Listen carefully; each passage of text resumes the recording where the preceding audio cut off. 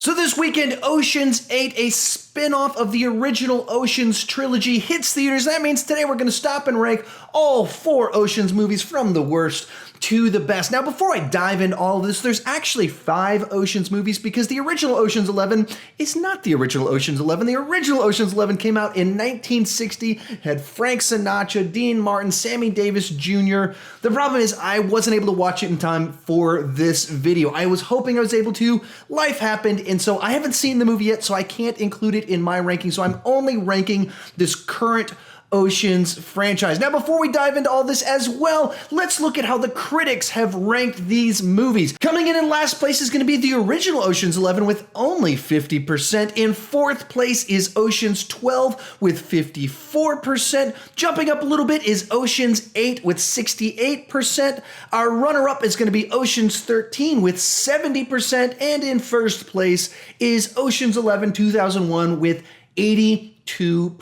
So I was a little bit surprised to see that the Ocean's 11 from 1960 only has 50%, but then again, nobody talks about that movie. They only talk about this current one, so maybe it's not too surprising after all. With that said, let's get started. Coming in last place is going to be Ocean's 13. Now, before I dive into the specifics of this movie, I have to say all 4 of these movies I find very watchable. They, of course, have amazing casts of charismatic leads that have great chemistry with one another. They're involved in these crazy heist hijinks, and then the inherent nature of these stories has a little bit of lifestyle porn going on, so they're fun movies to watch.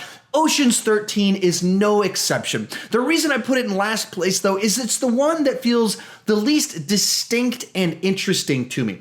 Now, it has all of the elements that you want in an Ocean's movie, but to me it feels a little bit like they're just doing the Ocean's template, especially of that original trilogy. They knew if we get these characters together and then we get a couple other A-list actors of different ages into the mix, so you get Al Pacino as our villain into it, you do a little bit of teaming up with people that were villains before, and we have some double crosses.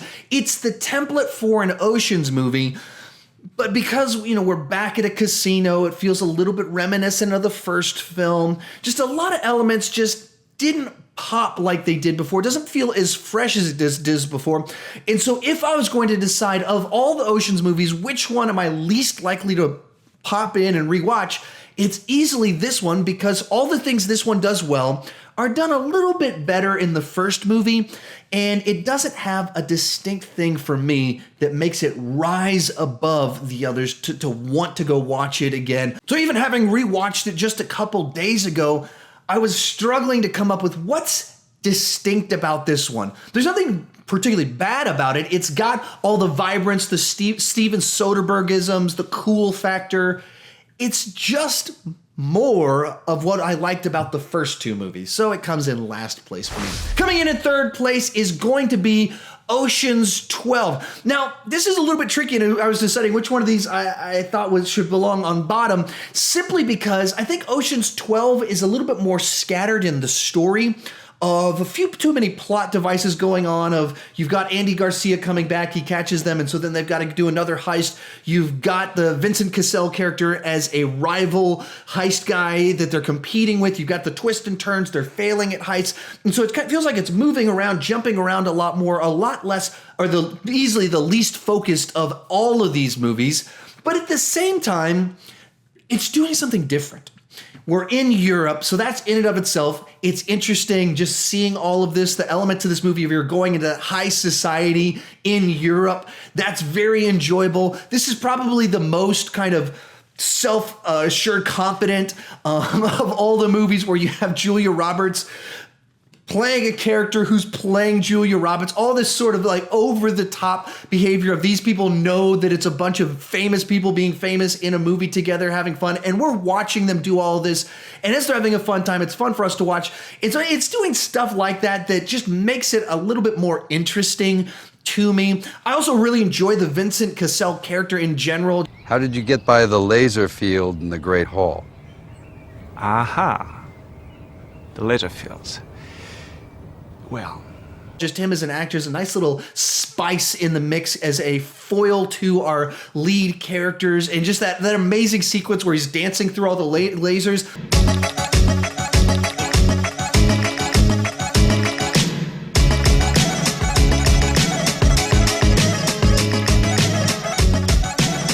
And I love the song that plays. I think it's a French rap group called Les Cautions, something like that. I'm sure I've horribly mispronounced that. Le seul amour que j'ai jamais vu, donc pour pas se vénère. Ce qui met à l'amende les vertus du nana, donc du thé à la menthe. But I've always loved that song, and that sequence is so memorable inside my head. That's probably, for me, the most memorable sequence in all of the Oceans movies is him dancing through all the lasers with that song playing. And then you get to the movie, and you got some little twists and turns in it. So that's, for me, why I put this one a little bit over number 3, where number 3 is more focused, but it's more focused in a bit of a rehash way. This one, more scattershot, less focused, but interesting. There's interesting stuff that happens in it, so I bumped this one up into 3rd place. Our runner-up is going to be Ocean's 8. I was a little bit nervous when they first announced this movie, and then when they said who the cast was, and especially when that first trailer dropped, I was like, I think I dig this. I think enough time has passed, and that this is a fair enough movie to make. It's a continuation that doesn't feel like doing too many wink winks. There's a number of reasonable connections back to the previous movies, but mostly it stands on its own. You don't need to see any of the previous movies to get what's going on here.